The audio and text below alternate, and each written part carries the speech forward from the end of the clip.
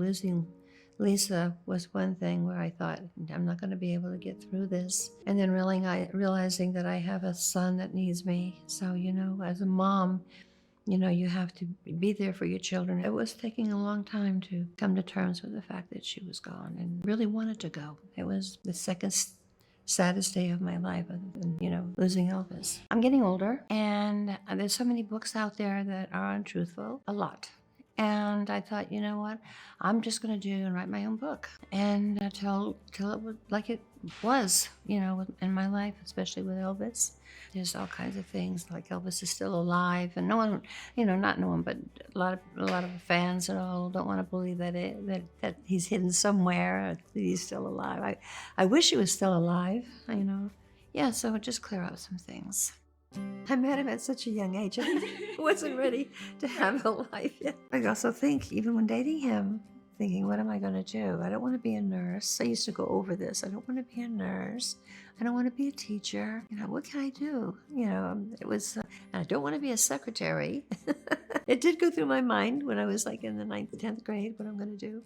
But it never happened, which other things did, and I love it every moment. Elvis did have a temper, but and he has lifted up something and just put it on the floor or whatever, or he could throw it out the window, but never hurting anyone.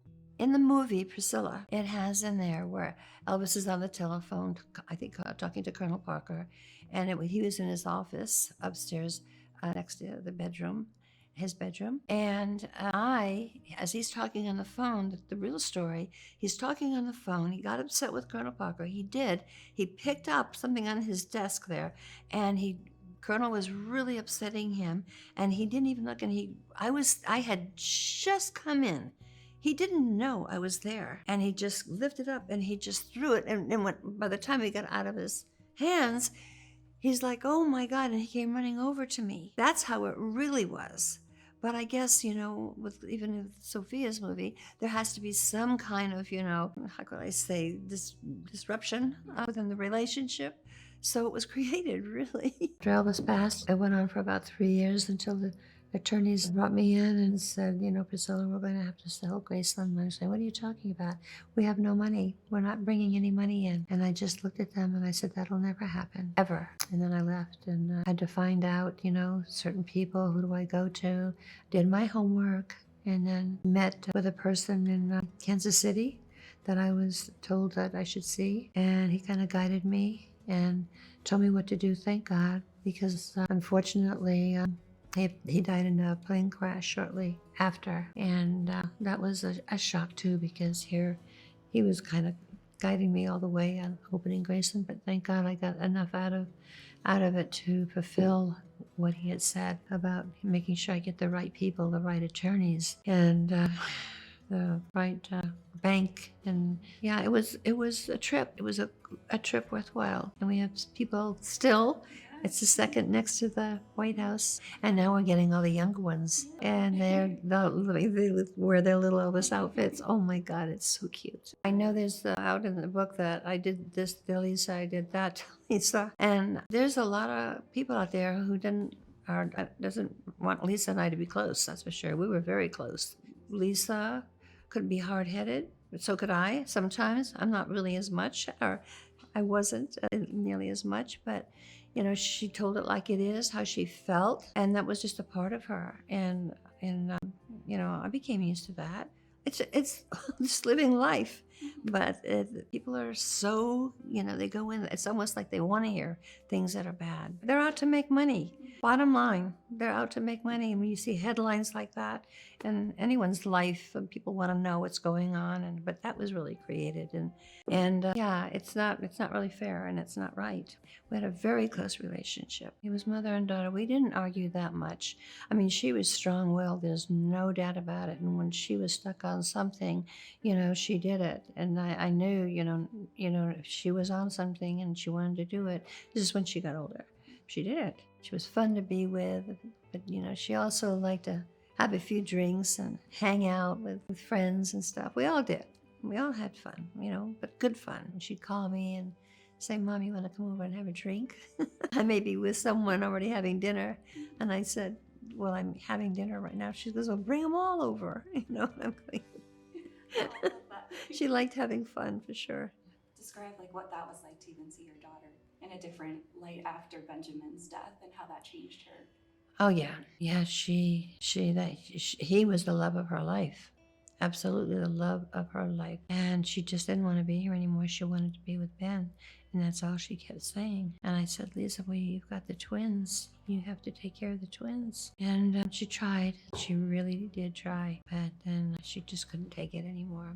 When I think of the story you told kind of before the Golden Globes and she went home, you guys were supposed to get a drink.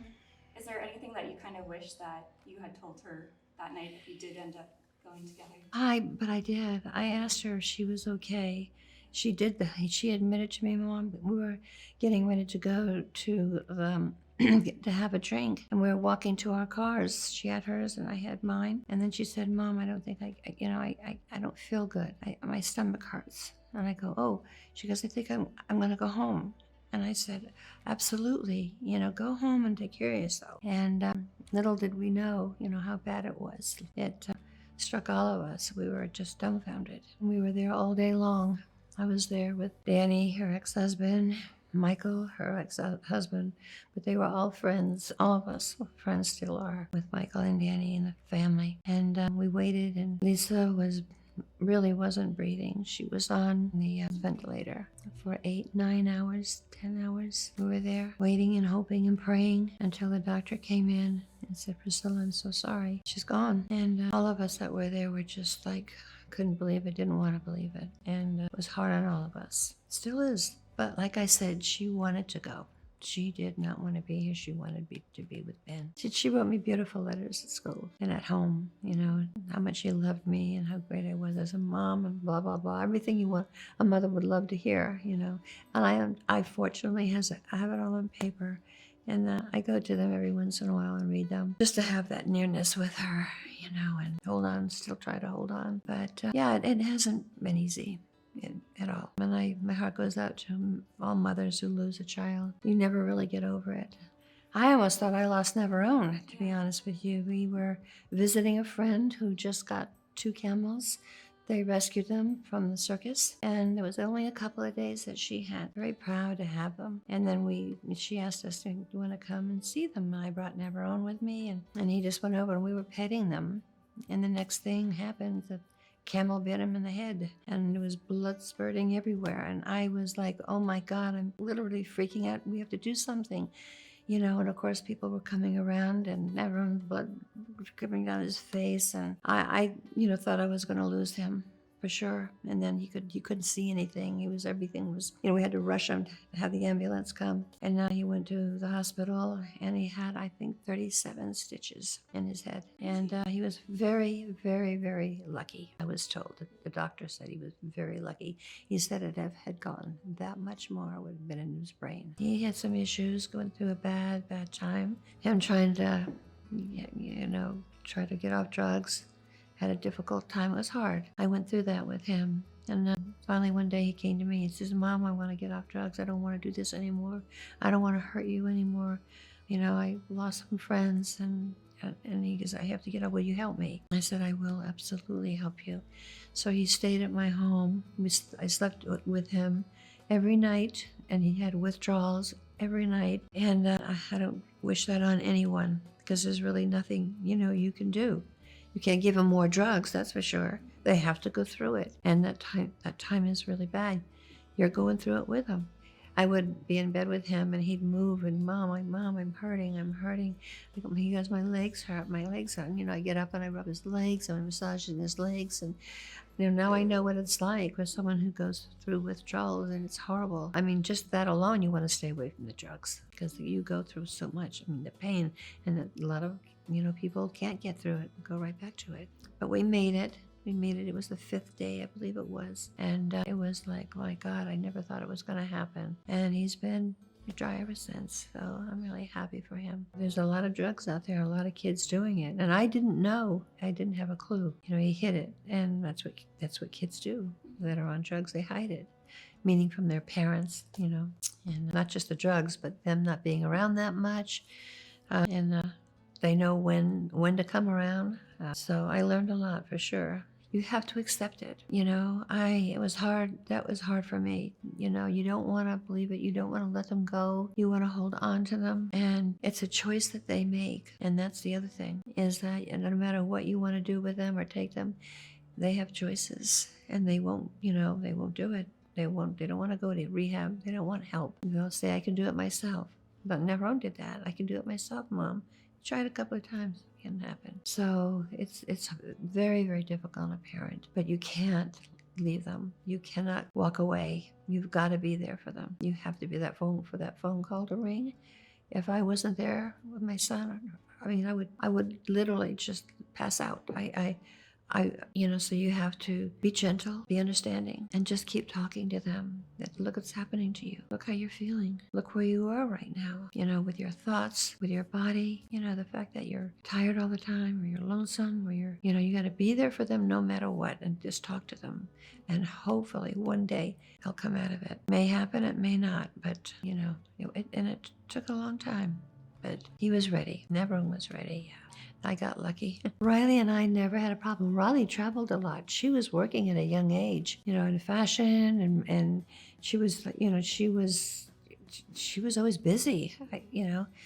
She would come home and we would have dinners, getting togethers on the weekend. But yeah, she had her life. Just went right to. She started out great and loved it. So we're very close. Love her babies. We support each other. She's very close to Navarone. And still, they've always been close, but they're still very, very close. And I'm really happy for Riley. She's got an amazing husband and 2 great children. So I'm happy for her very much. Not even 1 year old. Tupelo was talking. She was showing me ponds. I would hold her, because in my home there's a pond right down below, and I'm holding her, and she goes, pond, and she's not even a year, and I'm going, pond, and then she goes, pond again. I'm going, oh my gosh. Then she looked and she saw a car, and so I went to Lisa and I said, Lisa, she's not even 1 year old and she's telling you all what's out there. She's a chatterbox. I have great fans. They're very supportive of me and come to a lot of my talks and hang out a little bit. So yeah, it's great. And they've been through a lot of things with me and understand. So I am very fortunate in having great fans. I respect them. I spend time with them if I can, even if it's a little bit, and I don't have that time because I'm working on the show. So, but yeah, I enjoy the fans very much. I don't really think on age. I really don't, because I don't think, you go, oh my God, 80. Yeah, it's a big number, but I don't feel 80 at all. If anything, I feel 25. I'm still driving. I'm still, I'm still out there. I'm still, doing stuff. I don't really give it any thought at all. So I'm 90. I keep myself busy. I really keep myself busy. I travel a lot, hang out with my friends. I feel I'm living a good life. My son is in a good place, and that's really, really matters to me. And of course, my granddaughter Riley's in an amazing place, and her children. So that's what makes me happy, knowing that everyone is doing well.